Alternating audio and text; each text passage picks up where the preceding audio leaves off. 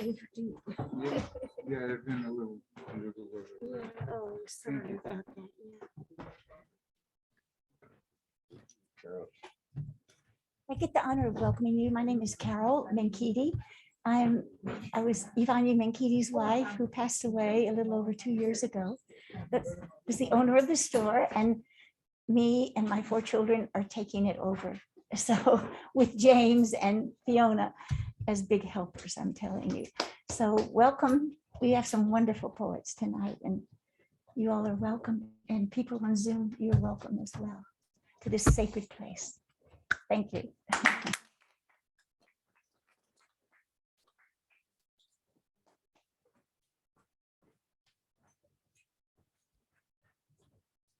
Hi, I'm Ben Mazer, and tonight we have a very special poetry reading. To me, this is the real Boston poetry, what we've got here tonight. We've got Glyn Maxwell, Philip Nikolayev, and Andrea Iulia Scidon. Andrea hails from Florida, went to Oxford to study poetry, and currently lives in Romania, in Cluj. Her first book of poems in English, she has one book of poems in Romanian, but English is her first language, and her first book of poems in English, a Romanian poem, was just published 2 days ago and is available here tonight.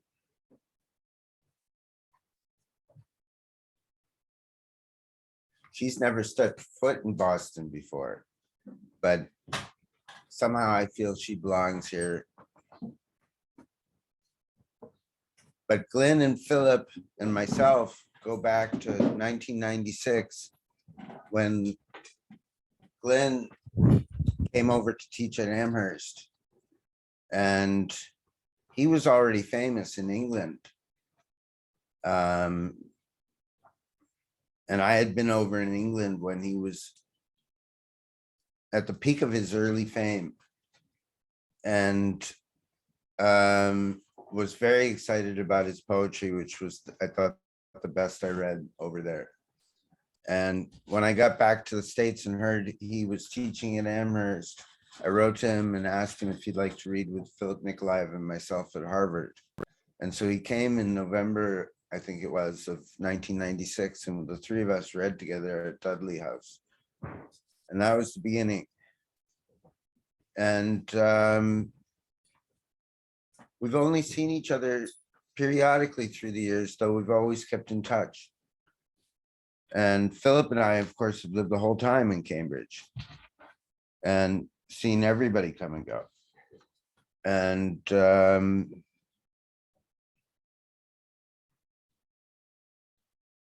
we always felt that Glyn was our true brother in a way that nobody else out there really fit the bill for.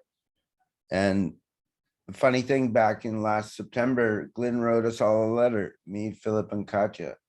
And he said, you know, through all my travels through time, you guys stick in my mind as the ones who I feel closest to. And it's a funny thing. We really dug Glyn way back when, and we continued to grow with digging him and with digging, being ourselves and appreciating his poetry as it changed. And now he's having a lot of success. And I think he's the greatest living poet in England. And I think he's the greatest living poet in Boston. And I don't have to say anything about me and Philip, but to me, this tonight is the true Boston poetry. So I'll just give a brief introduction for the 3 readers. And since I'm so stunned by their new books, really, to even be able to talk about them, I'm just going to read the bios that exist for them that tell the story of their current successes and dramas. Glyn Maxwell's books of poetry include How the Hell Are You, Picador, Pluto, Hide Now, The Nerve, Houghton Mifflin, and The Breakage, all of which won or were shortlisted for national awards. His book-length poem, Time's Fool, is in development as a feature film with Fox Searchlight. During a 10-year spell in the USA, he taught at Amherst, Princeton, Columbia, and NYU. And in the UK, has taught at the Universities of Warwick, Essex, and Goldsmiths. He is currently head of studies on the MA at the Poetry School at Somerset House. He was chair of judges for the T.S. Eliot Prize in 2022, which I think is this year.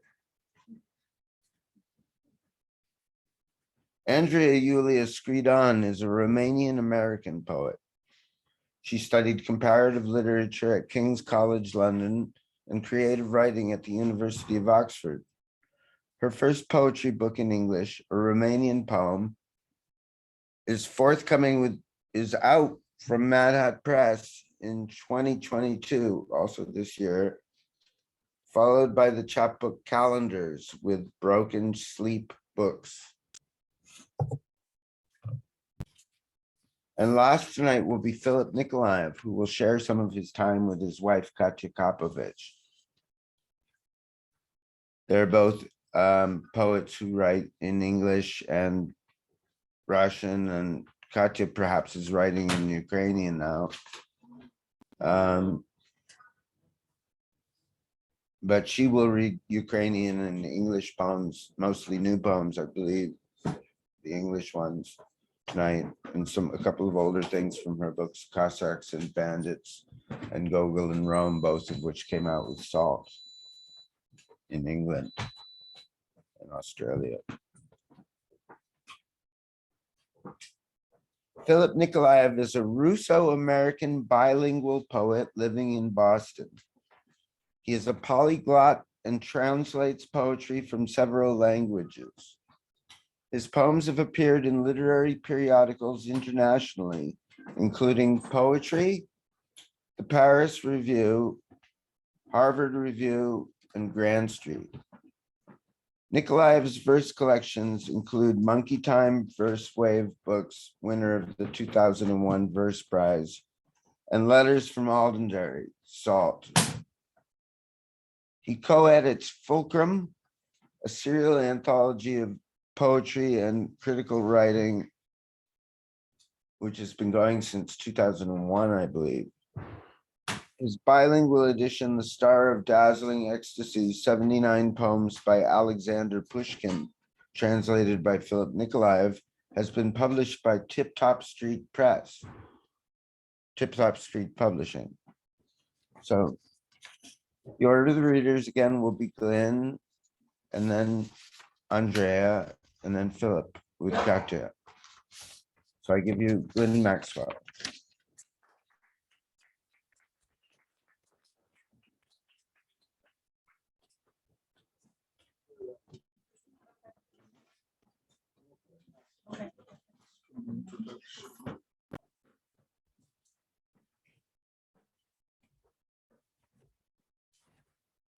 You don't need to wear the mask. No. You No, choose it's to. to disguise. Nothing to do with the virus, disguise. Thank you, Ben. Lovely introduction. It's really good to see you guys. How long am I supposed to read for? 15 minutes. Oh, I'll try and estimate that. How the hell are you? Christ, you haven't crossed my mind since all the shit we knew turned into shit we hoped was true. Forget it. Take my arm and tell me, how the hell are you? How the hell am I? Barely know these days, my friend. We get by. But the nights are good. I don't know why. I do know why. Enough of this. Oh, my man, don't cry. The sun shines on the square. Whatever's next, whatever fool parading there. Let's be old fools with not a care, poor visitors from out of town who don't know this was where it all began again. plaque there where the thing kicked off. Here come the same young men in the same lines. You remember when we, never mind, hurrah, forever, glory be, amen, etc. Off they go. Sunlight glancing off their gear. New world of years ago. You didn't hear me say that though, because I never did. How does your bastard garden grow? Here's a howdy do. Remember how this couldn't happen, given what we knew, those checks and balances and due process and fair play. Christ Jesus, wink an eye if you remember. I forget. It wasn't true. So I remember anyway. Let's let bygones be. I'm glad we met. It's nice to be reminded something isn't over yet. Well, I just mean you and me, out strolling in the square together, stopping here for tea. Two creatures with no history, who dreamed it would be otherwise, but who the hell were we?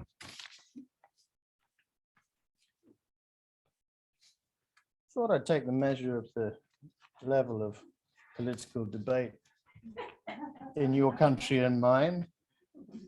Goes something like this. The other side said things the other side would say, because they're them. They gathered here last Saturday, and good luck finding them. They've vans, they're miles away.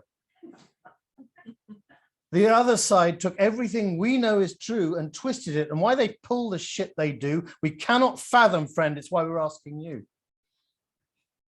The other side must hate us. Why would anyone? We're angels. We mean well. We have a battle on. If they can't see our wings, all fucking hope is gone.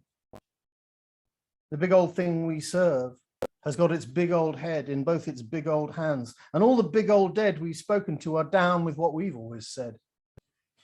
The other side are lost. We'll do our level best to guide them, for unlike their kind are blessed by that same big old thing we serve. You know the rest. In case you don't, the song we sing, the prayer we pray, the flag we fly, the badge we sport, the hell to pay. Our fathers' fathers' fathers died to be this way. If life has nights enough to meet the other side, we'll wait that long. The pot is whistling. Get inside, my friend. If friend you are, I hope so. You decide.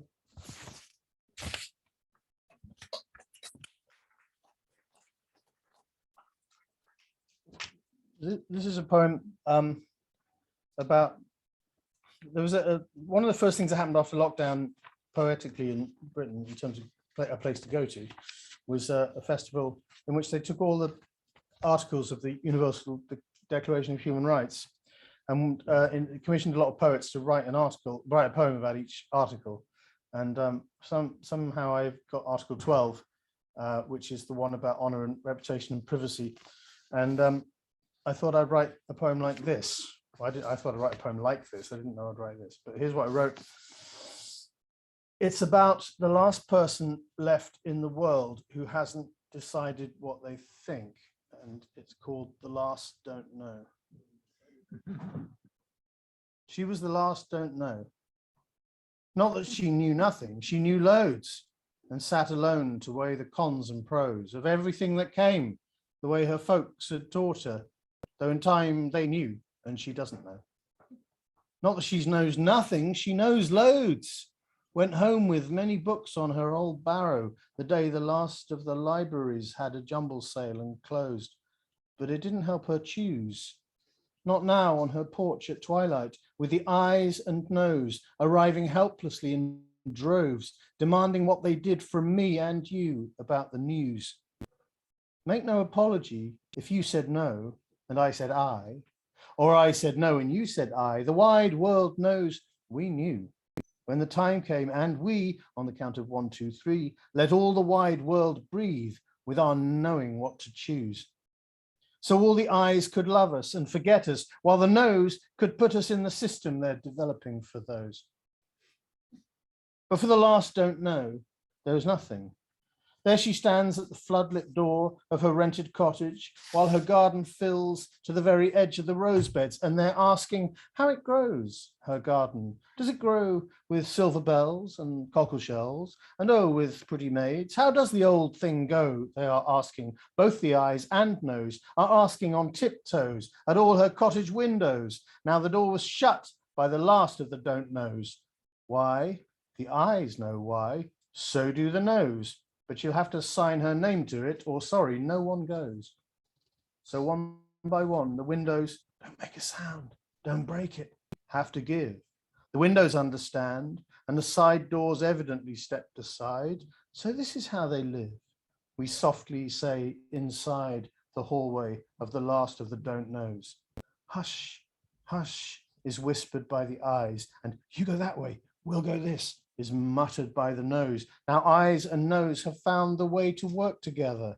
Round and round the kitchen and the snug they go for clues, for indications, tips and shits and giggles, stuff to use. She knows, she knows, she knows, is hissing down the hallway. For the eyes have it, as the saying goes, and the nose have it, as the saying, to be fair, also goes.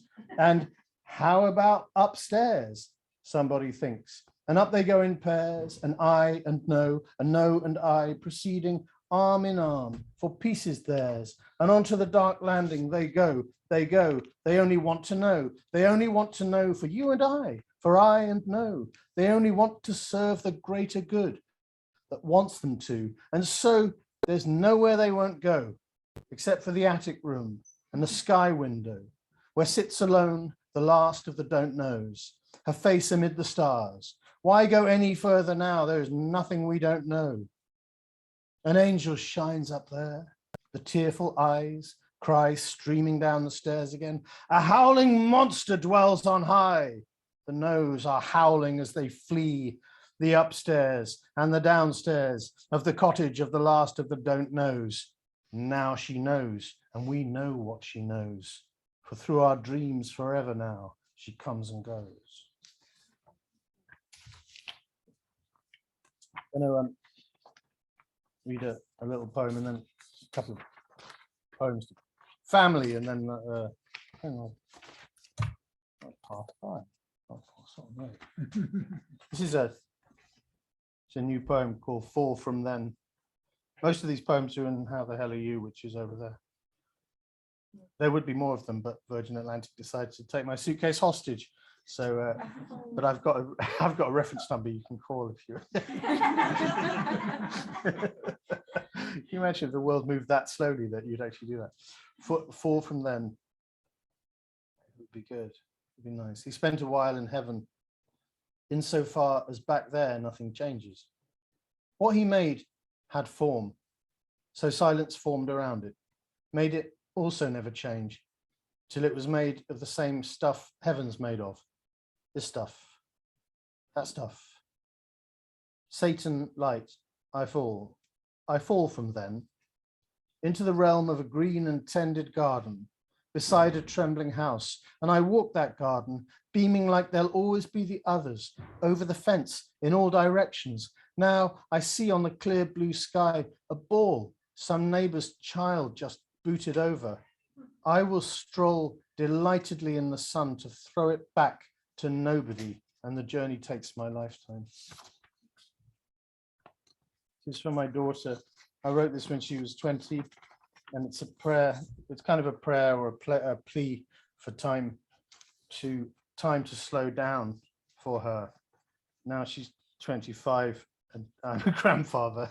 So I'm just saying, do you see how well that went?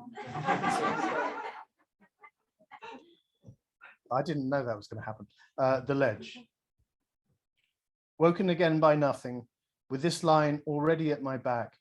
I thought of you at 20, as you are, which passed somehow while I was staring. Thought how yesterday you said you wanted to be young again, which left me with this nothing left to say that's woken me. You are. What else does father wail to child? Though wailing it, he's woken with 6/7 of the night to go. You are. Look, I will set to work this very moment, slowing time myself, feet to the stone and shoulder to the dark to gain new ground. If just one ledge of light you flutter to right now, rereading that. We'll finish with this, which is an elegy for my father. My father passed away in 2016, and I knew I had to write a poem about my father, as one often needs to. And I wasn't sure how to do it, but I knew I had to find a way. And the way I found was when either in the March or in April, whatever, October, whenever it comes around, daylight saving came around. And every time daylight saving comes around, there's a load of newspaper articles saying, why do we have daylight saving? It's all wrong. And farmers say this and fishermen say this, and people get angry and say, let's stop doing it. And I always think, don't stop doing it. It's lovely when there's suddenly an hour more light and then suddenly an hour more darkness. And it's weird. And it somehow, if you're not religious, it just kind of opens the door into something about time and light. And it reminded me of my father. So this was the door into writing about him. Two other things. Sib was a nickname we gave him, like you give parents who you get on with. And his death year is 2016, which I suppose I mentioned because I also mentioned voting. And you know, England has been in lots of ways a very terrible, genteelly terrible, obviously not a frightening, violent place, but a kind of disgraceful place ever since about 2016, when various things happened. Daylight saving. It's really delightful and splendid to be here and see my friends again, and be in Boston again, be in Cambridge again, be traveling again, be anywhere again. Daylight saving for Jim Maxwell. Sib, they're considering doing away with daylight saving. You know what daylight saving is? Is it called that here?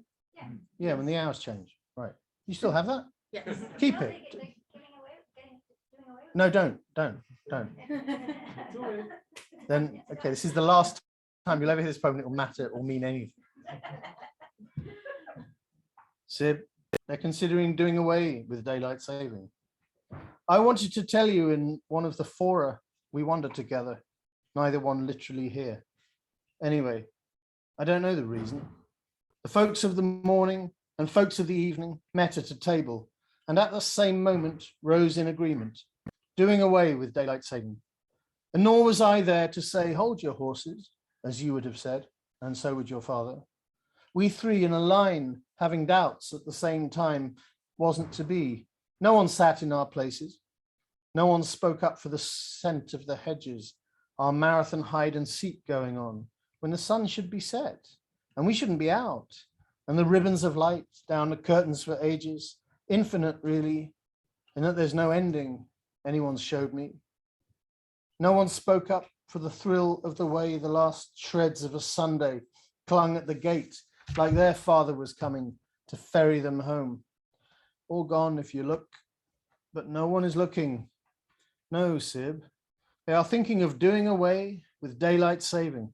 Won't miss the beetling advance of the dark on your boys standing up in our bikes, heading home. They won't miss the witches, just missing the trees when it's not even 5. For whatever they save, they will lose as they do. It's not going to be time. Who knows why they had daylight saving at all? I'm just glad we had it. I'm sure you explained.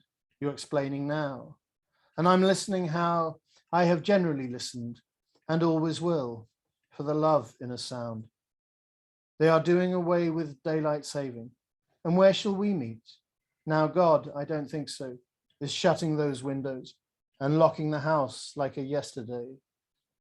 We shall meet where the light and the clock are askew, and the language has scrambled to say what that's like. And it's thinking it might let the space play the light, and it might let the space play the other thing too. What was it called? 2 hands in a ring, and one pointed to there, and one pointed to there.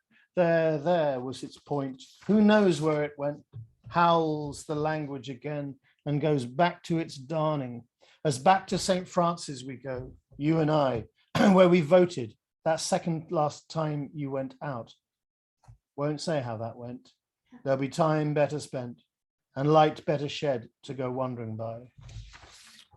There we go. Thank you.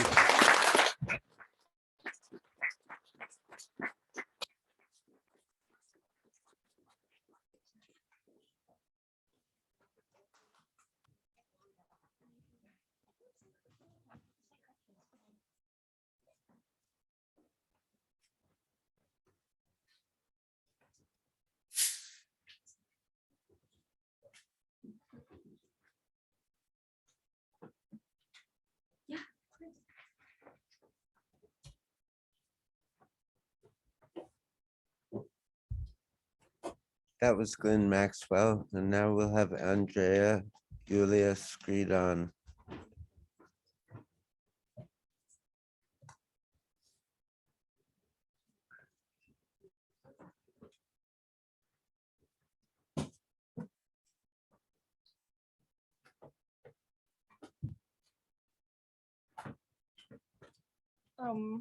I wrote this book as a summary of the vacations I spent visiting my grandparents in Romania. So that's why it's called a Romanian poem, but at the same time, I hope that some of the experiences that I will be reading about will be for some reason familiar to you. Carapaces. How grainy the present has grown. How slow your cane sounds up the stairs. How depressing it is to see you fall asleep in front of the TV. How useless the things that brought you pleasure have become. Chocolate, walks, and from your loves, only the carapaces have remained. At the screen's alabaster light, from their strips you have knotted, with shaking hands, seraphim.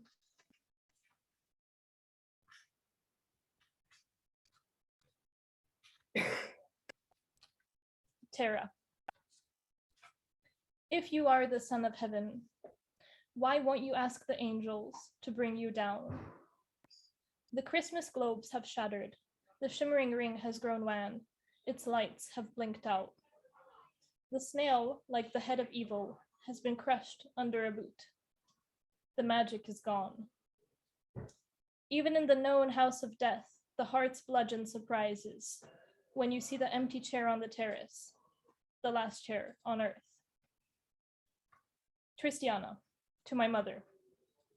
June today, and June's days blossom one by one, as does the rose's miraculous swirl and its shame, and so do cruel amoebas and enchanted beetles, and thoughts of every crazy kind. It seems we model summer's days from wet clay.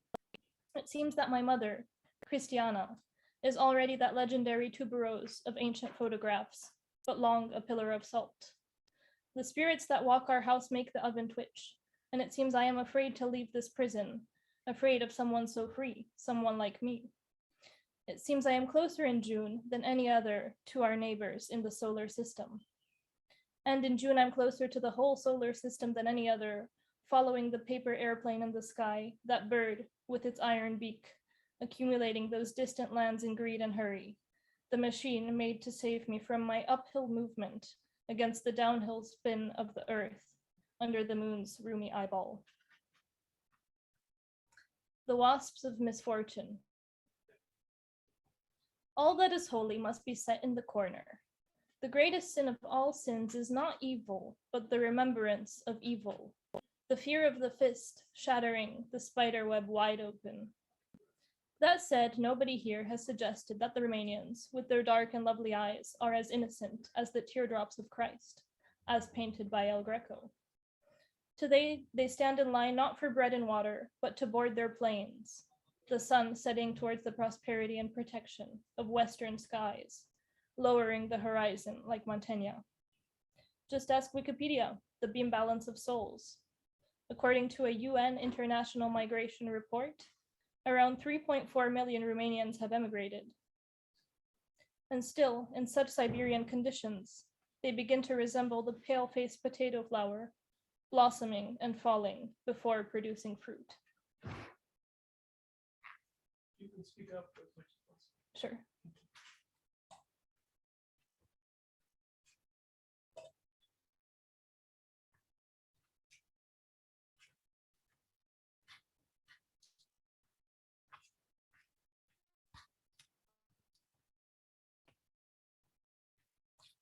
Somewhere between slums and redemption. When, I wonder, will all the leaves on earth sway in unison? And when they will that be the end of the world? When will my back break from endless guilt, like that poor hamster dead at Christmas? Like that, sad quiet will hold the house.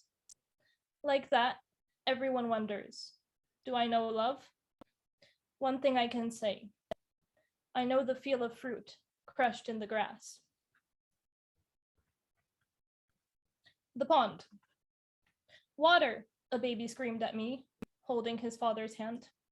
Oh my God, they're mating, said a preteen in my ear as he picked his nose.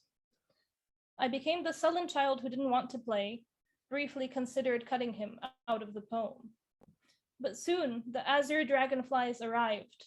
The water lilies flushed on edge in tones of Sunset Boulevard and campfire. Beneath the glaze, they grew divine, unimaginable organs.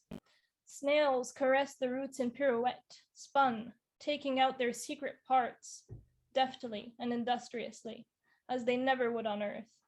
I even found the pots of tofet, secondhand from Pompeii, full of swaying lettuce.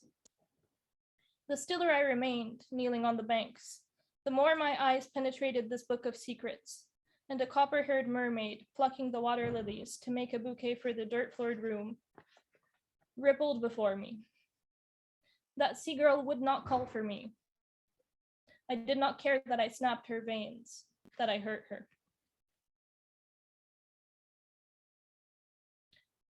Learning to swim. This heart is an empty swimming pool. This heart is a walnut tree with arthritis. This heart is a wasted gazebo and a canine exposition and a polar expedition, and a lonely turret sieged and kidnapped like a fair princess. I won't play anymore, an archangel says. He goes outside to smoke a cigarette.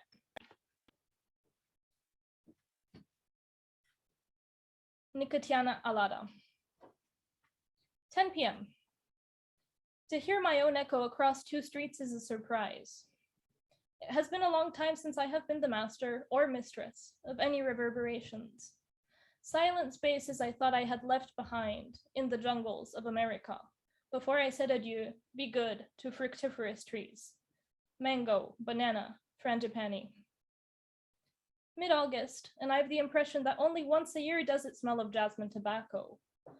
Though across the street the pearlescent moonflower, neon sign of the neighborhood wash house, is perpetually rising in flux, like the cosmic sickle she is, though navy day and the dormition of the Mother of God might affect these hours. It's true that I'm not such a conquistador here, but the little experience I have has already taught me that my place is now among the spectre lanterns, delicate lullaby dragonfly eyes aglow, refulgent by the shadow of gas lamp bulbs.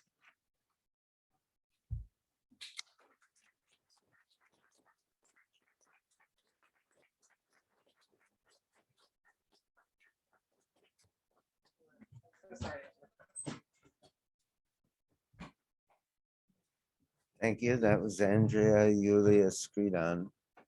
And we'll close the evening out with Philip Nikolayev and Katya Kapovich.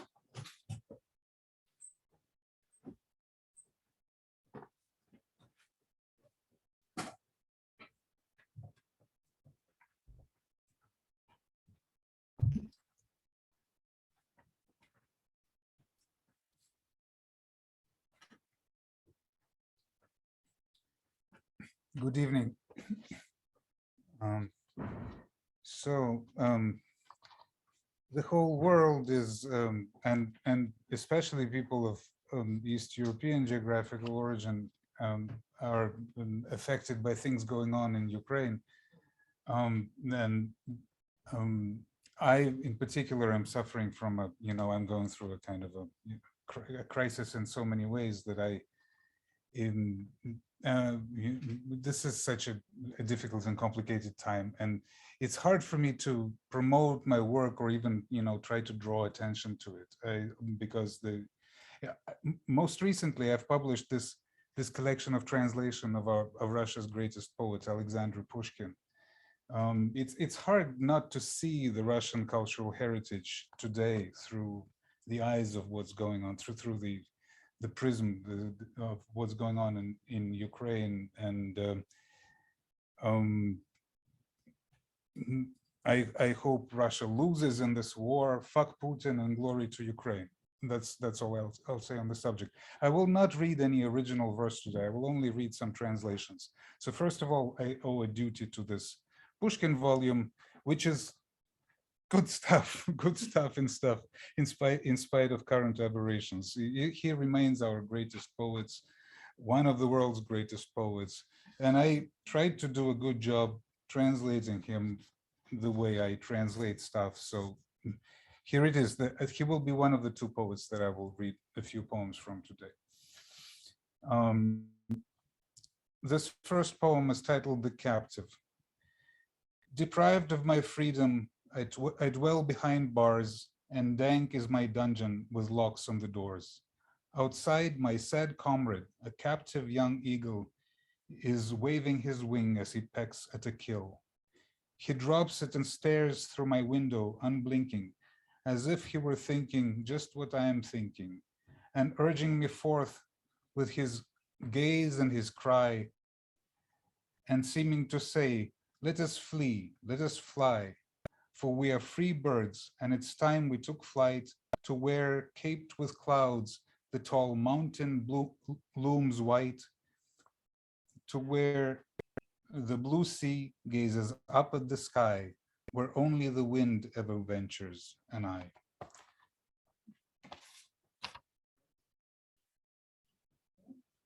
So this one, the next poem in particular, seemed somehow timely, always timely, but especially these sane and sound and crystal clear days.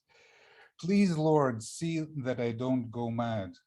Better a pilgrim's staff and bag, hard work, starvation, thirst. It's not like I'm in love with reason or could not part with its dear wisdom. That wouldn't be the worst. If they left me to run at large, I'm sorry, there's some problem with my eyeglasses. No, it's a No, all right, yeah. okay. Misting over is quite Yeah, steamy. mist, yeah. Thank you. Oh, this is perfect. This is much better. I'll start this one again. Please, Yeah, Lord. wash your glasses for that. From all those stains of creativity. Please, Lord, see that I don't go mad.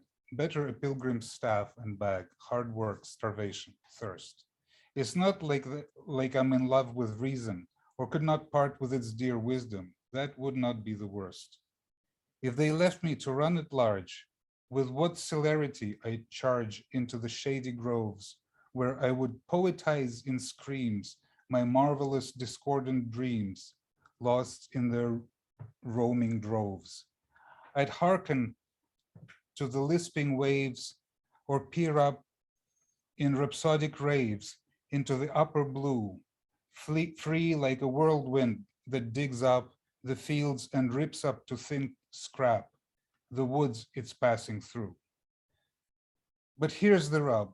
When you're insane, you scare good people like the plague, and placed under arrest are on display, chained in a cage, rattled by gawkers to test your rage, as if you were a beast. All that I hear amid the night is not all that I'll hear amid the night is not nightingales trilling bright among some rustling oaks, but cursing wardens, senseless talk, and shackles jangling as they walk on other crazy folks. And one more from Pushkin. I'm sorry, I didn't, as my eyes grow worse, the print turns smaller and smaller in the books.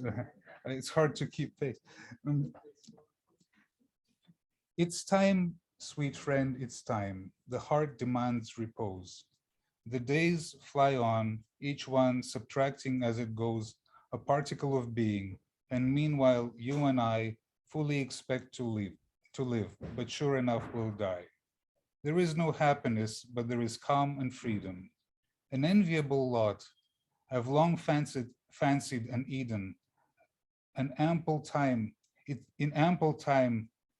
this worn-out slave has planned his flight to a remote abode of work and sheer delight. So that's one great Russian poet in my humble translation, for what it's worth. And I will now read more translations from another great Russian poet that passed away yesterday. His name is Alexei Tsvetkov, and he, Russian poetry is very competitive. and remains so to this day. But he, I think, is a very strong candidate to the name of the greatest Russian poet among those who were alive the day before yesterday. And I will read a few of my translations of his poems. So this one is The Guest Worker's Daughter. Birds are singing in a foreign language. We don't listen unless spoken to directly. Trees grow up just fine in spite of being unloved by their parents. Trees do not sing, nor do birds bear fruit in the usual sense, but there's still more likeness between them and them than between them and us. They have resigned themselves to this difference, which we interpret to our own advantage. The teacher lady is speaking to us. She is speaking in an unknown language. We are unknown children. We were schooled in a classroom at the edge of the last continent. The teacher lady is faking an interest in what we will grow up to become. It would be strange if she asked the trees the same question, but no one has thought of it. As the continent is about to expire, we see a light addressed to those trees in the window, which is not the same light as that which was prescribed for us. Birds are singing in a foreign language because any language is foreign compared to all the others. The lowest achieving girl in the classroom secretly knows she'll grow up to become none other than what she already is of herself.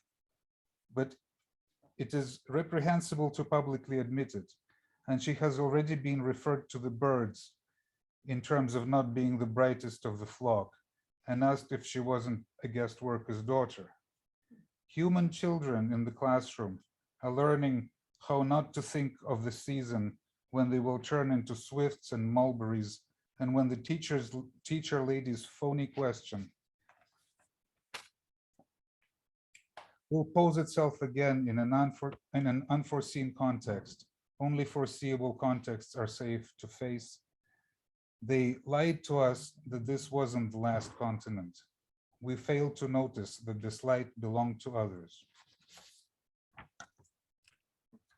And just a couple more before I give you Katya. This one is called Broadcast from the Titanic. And if there are any verse meter buffs here, this is an amphibrax, which is not typical of English poetry, but we Russians love it. Broadcast from the Titanic. My dreams are such nonsense, I couldn't recall them in order, for each is erased by the next without ever a glitch. Here's one. We go pantless and wander about underwater, collecting bouquets of crustaceans and tropical fish. And as you'd expect in this line of employment, we sing, yet either our voice is disabled or is it our hearing? So there is no chorus. Each solo sings his or her thing, all manner of crap that accrued to us while we were living. As if in a comic strip, teeming with bubbles of speech, you lift up your face with a halo of letters to throb in, yet it is deleted from sight by erasers of fish, in stories where every man is his own Batman and Robin. We never encountered this language while we were awake, strange cognate of all unrequited songs in the shower. So off we go roaming this seafloor with nothing at stake, the way we would hike with the boys while we had motive power. Rest peaceful, O inverse Parnassus cast down from its base, as glimmers of stars melt the lens of the surface to neons. In wet, mute eternity, where we all go without pants, with bouquets of jellyfish and garlands of sea anemones. So once you wake up with a fine mental salmon within, try scratching your head with your fins, feeling dumb beyond hope, and see that all poems are bubbles, and air to begin with is only water and stuff for a Japanese soup. And here's this last one. Yeah, Elegy for a Teddy Bear.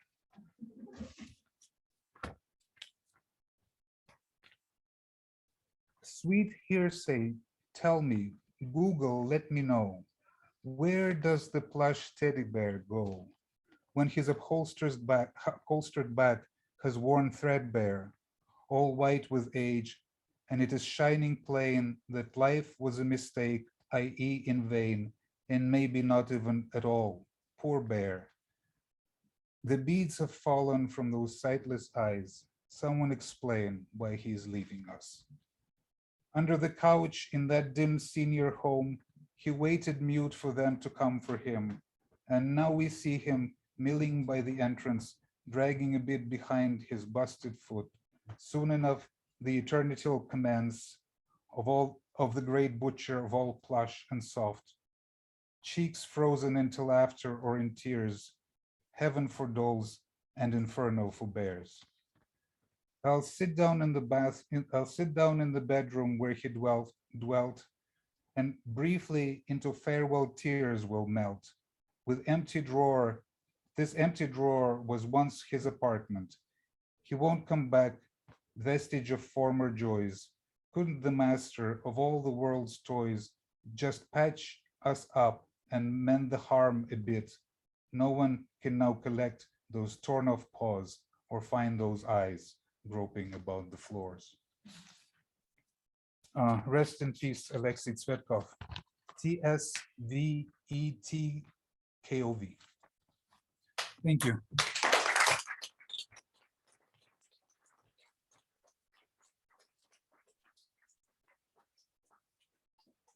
Katya Kapovich, yes, and you get your glasses back.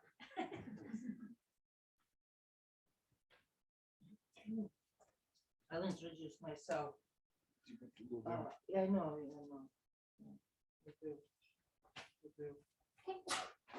Just no. So you watch this. Today I have a friend coming from Chisinau, where I grew up, and I just wanted to read. Talk from there. I wanted to read because I love Glyn, and I wanted to listen to Philip's reading of Alexei Tsvetkov, who was very, very good friend and teacher of me. I've known his poetry since I was 14, basically by heart, and he was made a great deal of significance. So about myself, I'm probably one of the most prolific Russian writers, driving people crazy with maybe I'm graphomaniac, I don't know, but these days I'm writing about Ukraine and about war, and I write not because I want to write about it. I'm a shitty kind of connoisseur of politics, but I follow every event. I know Ukraine. I grew up in Donbass. My father was a miner. His parents were political prisoners in Gulag, both of them.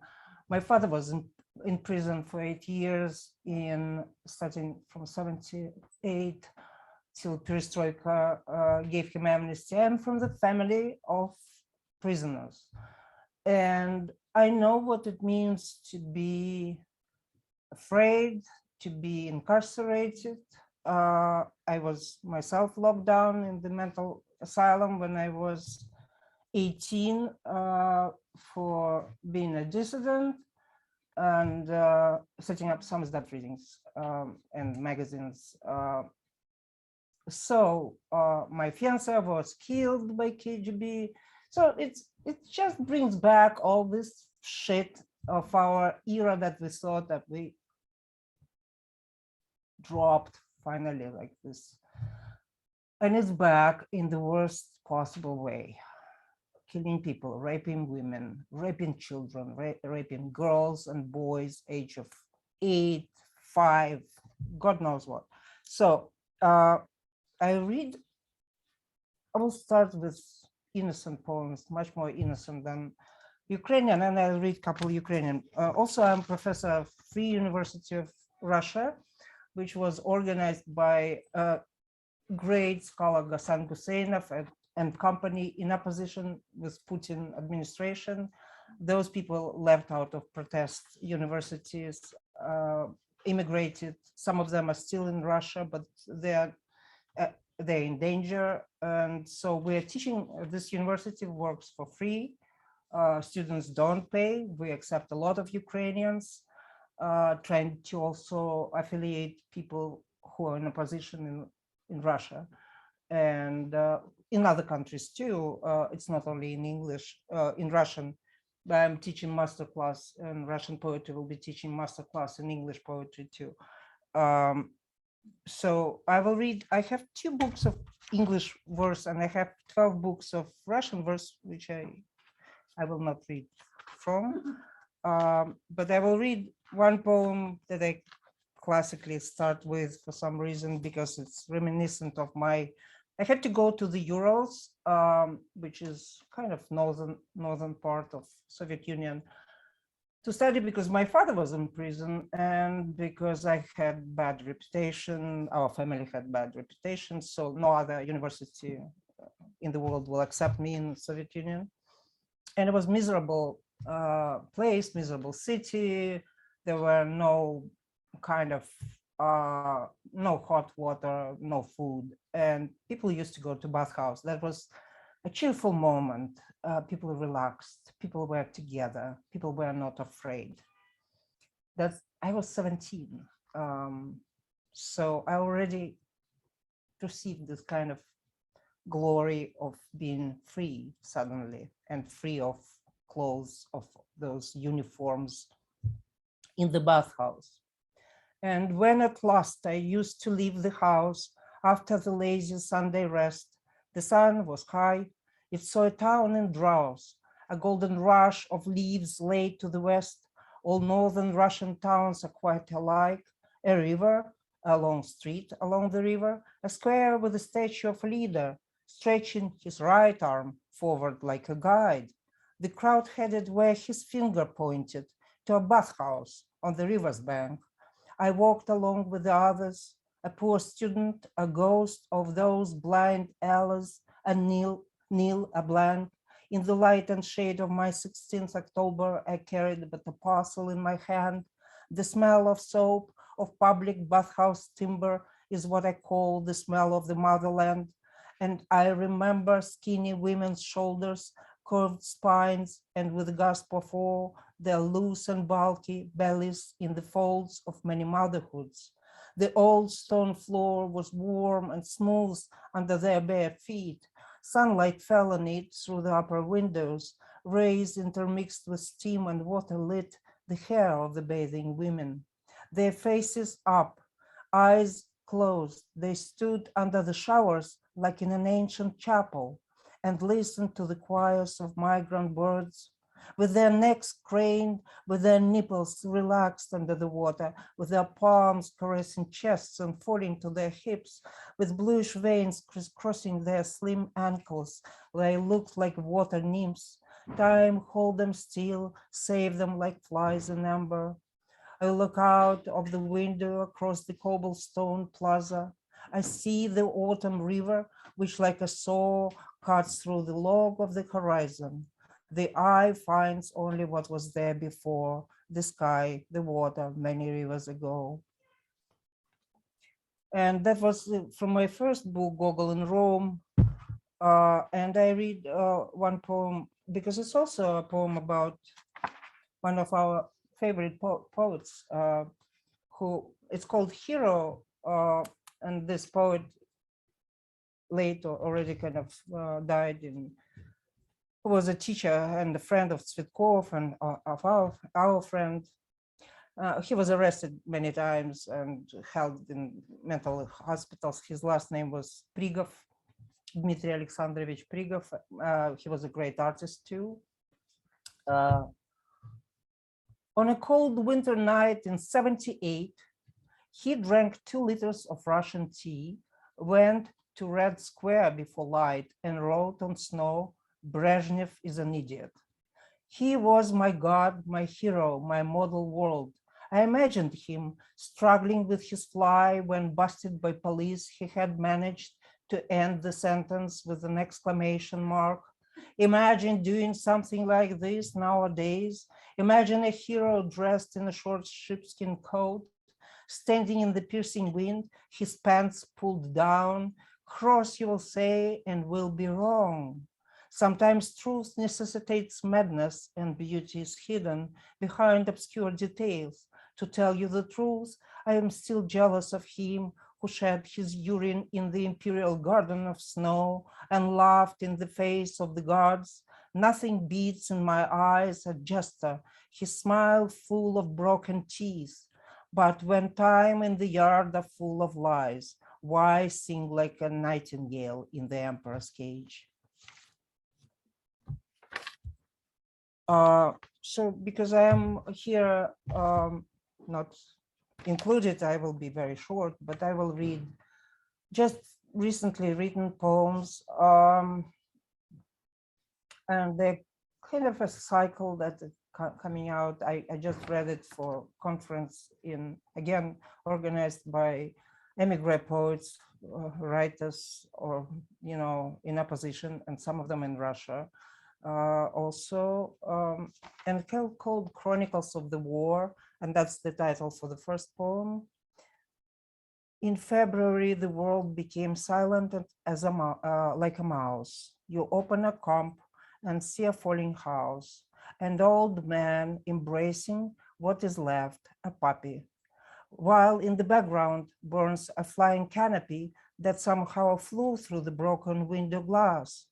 So the old man takes an empty bottle, fills it up with the gasoline, makes a Molotov cocktail, and goes to battle an armored car, fighting for his Ukraine, for its poplars, for its peaceful hearth, for its people, for a church steeple, because not gods win war on earth, but regular guys, ordinary people.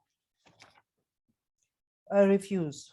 I refuse to write beautiful verse in those days when an old man dies because a rocket hits his house in the present continuous tense. When a woman screams in the debris, I refuse to write beautiful lies on my mind, and with such a spree only her bloody face and burning eyes. No way say yes to the view, to a plane in a Kharkiv window pane. Hey, you occupier, fuck you, go away from my Ukraine. Talk softly to yourself. Talk softly to yourself while walking down the street. Too much grief, too much grief. Is it my fault? They're sweet. In Bucha, a man lies by the curb. His little girl is embracing her dog, waiting for her dad to wake up. He won't. Internal monologue, good God, behold our losses. Corpses, corpses, corpses. Alone, you turn a corner, reaching home. Elsewhere, death hits. Another life is gone. When this horrible war is over, we'll come out into the streets with flowers, carnations, clematis, white clover, long-leaf peas. We'll again fall in love with the faces on the river's wooden pier, with the grass in asphalt crevices, long-leaf peas. We'll say the names of the fallen soldiers, of all those whom we terribly miss, when this war is finally over. Long live peace. Thank you.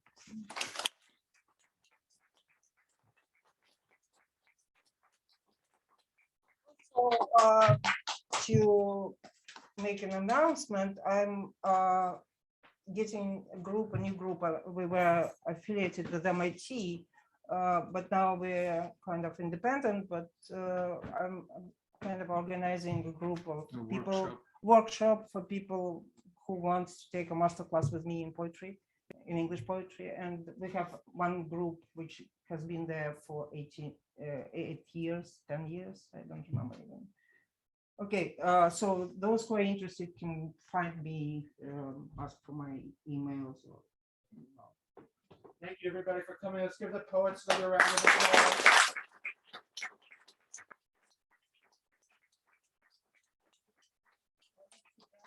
this coming Tuesday, the poet Peter Malakian will be reading offsite. We hope some of you will be able to join us. We have some books for sale. Poets will be signing books. If everyone could please move the chairs up against the wall. Thank you for coming.